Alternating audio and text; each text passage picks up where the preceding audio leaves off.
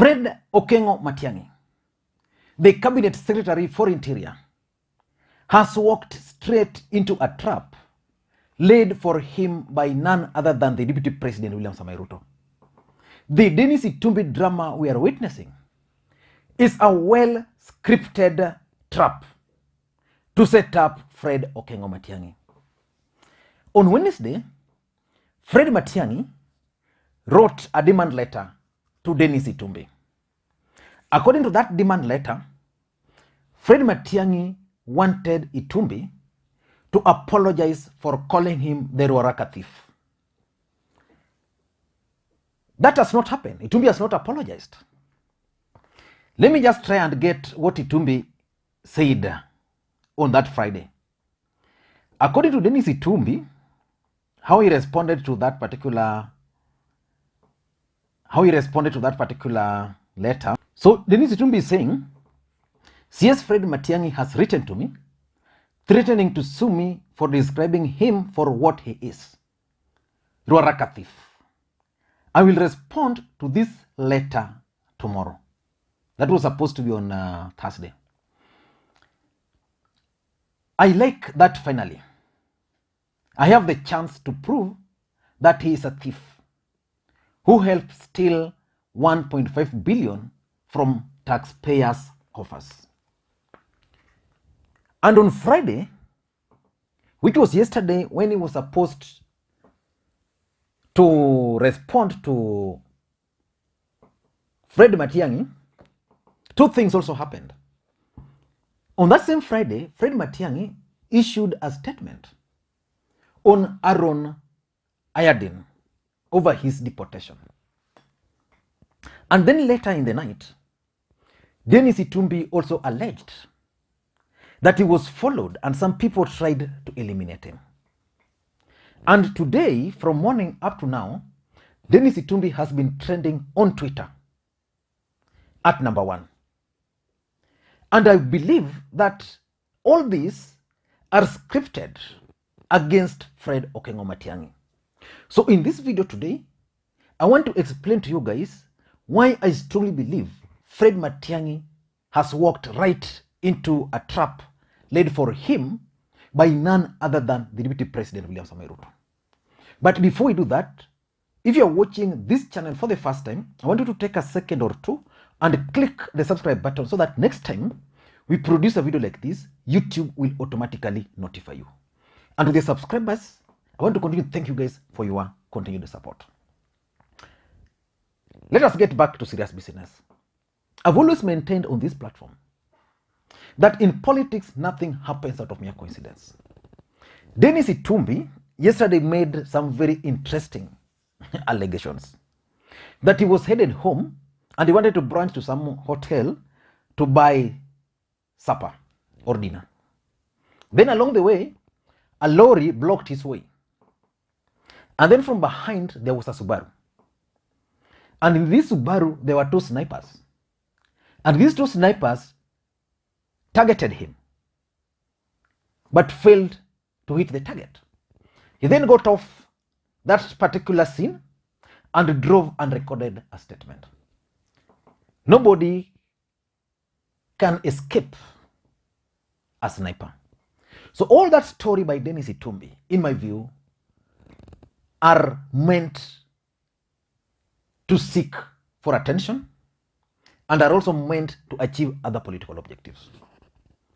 In my view, what Dennis Itumbi is trying to do are 5. Number 1, the allegation of assassination, in my view, is meant to divert the attention of Kenyans from the statement which was issued by Fred Okengo Matiangi over Aaron Ayadin deportation.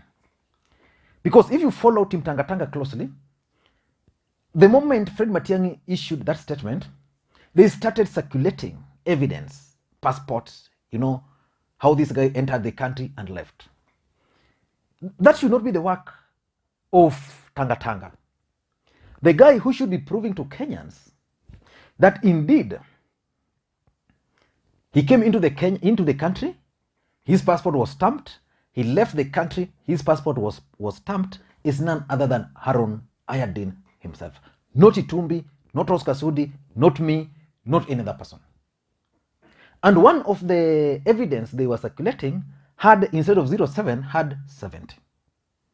So basically, they were keen on diverting the attention from Fred Matiangi's statement, because today, the Daily Nation is explaining here that, according to Matiangi, this guy is involved in regional money, is a regional money laundering suspect. He interacted with the known criminals in the region. Passport had 2 exits, but no stamped entries. No investment in the country as claimed. Personal information he gave turned out to be fake. So the guy who can debunk all those information is Harun Ayadin. I know you are going to ask me how he can do that. He can just go back to the country, Turkey, get a credible media, and then give his side of story. Being a serious case, those international media will air his evidence. But I don't understand how an investor, a serious investor, who can get 15 billion loan, can just circulate his documents to every Tom, Dick, and Harry. So the story was meant to divert the attention of the country from that particular incident. And in fact, most Kenyans actually believed that Dennis Itumbi was arrested, which is a lie, because initially that's what they were saying, that he was arrested, which is a lie. The police who went to the scene confirmed that indeed there was no spent cartridge at all. There was no evidence. The people around that place claimed that there was no evidence. So Itumbi wanted to divert the attention of the country from Fred Matiangi's statement, which in my view, he really succeeded, because Kenyans bought it. Number 2, why Fred Matiangi is playing into William Ruto's hands is that you don't fight a pig in a mud. You don't. Dennis Itumbi is keen on milking Fred Matiangi. He's seeking for unnecessary attention. The moment Fred Matiangi decided to go to his lawyers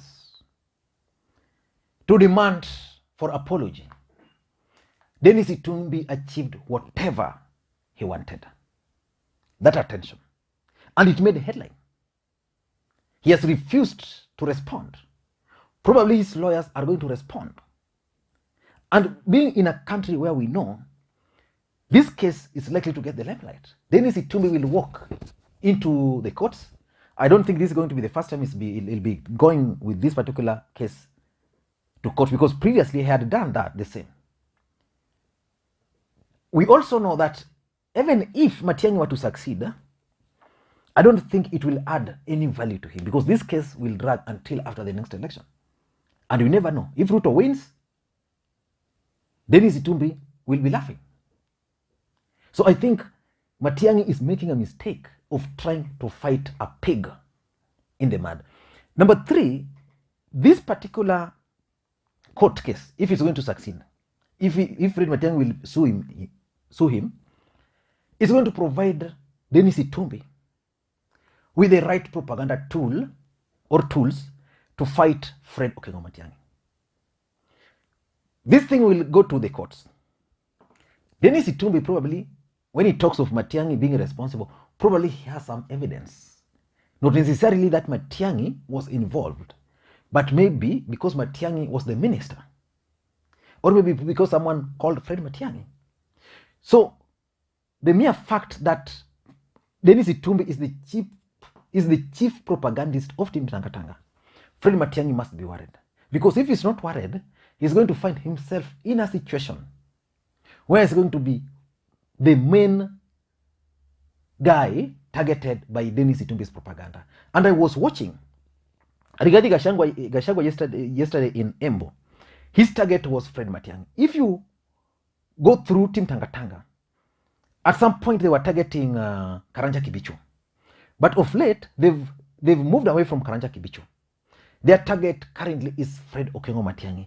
I think because they don't want to face President Uhuru Kenyatta, they are targeting Fred Matiangi. So, Matiangi ought to have realized that whatever he was doing was going to hand Dennis Itumbi propaganda tools. This is the man who calls himself the hustler's spokesperson, and they believe him. So whatever he will be saying outside there, these guys will believe. Number 4, I think it's also intended to provoke Matiangi to react. We know Matiangi is a Kisi. And we also know how Kisis react when they feel they are offended. They can eat you alive. So Matiangi is likely, being a Kisi, get angry. Then after that, he might decide to order for the arrest of Dennis Itumbi. Dennis Itumbi might be arrested. And that's what he's looking for. So once he's arrested, what will happen? He shall have achieved what he wanted. Then they'll be targeting Matiangi as someone who is misusing his powers. Number 5, I think all these schemes are targeted at President Uhuru Kenyatta. One of the biggest mistakes William Ruto and his allies have been doing is to try so hard not to offend President Uhuru Kenyatta. But at the same time, they're always keen on attacking those who are perceived to be close to President Uhuru Kenyatta. I've always maintained on this platform that Fred Matiangi is just Fred Matiangi, a man doing his job. If the president wakes up today and decides, for example, to remove Fred Matiangi from his position, Fred Matiangi will do nothing. He will just go.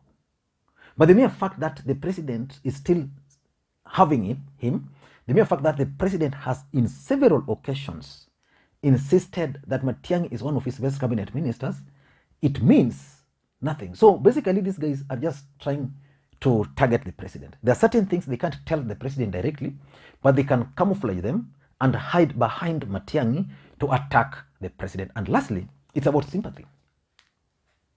They are seeking for sympathy. Matiangi is just doing his job. He's being attacked.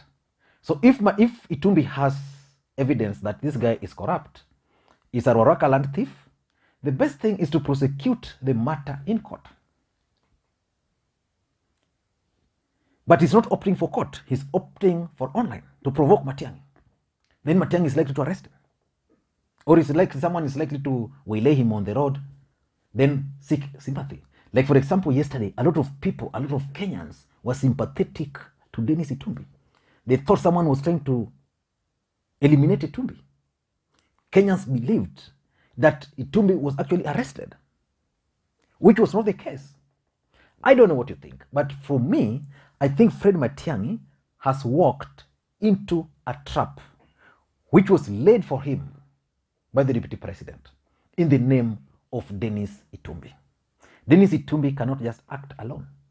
He must have someone behind him. And this guy is none other than the deputy president, William Samoei Ruto. I don't know what you think, but that's my take.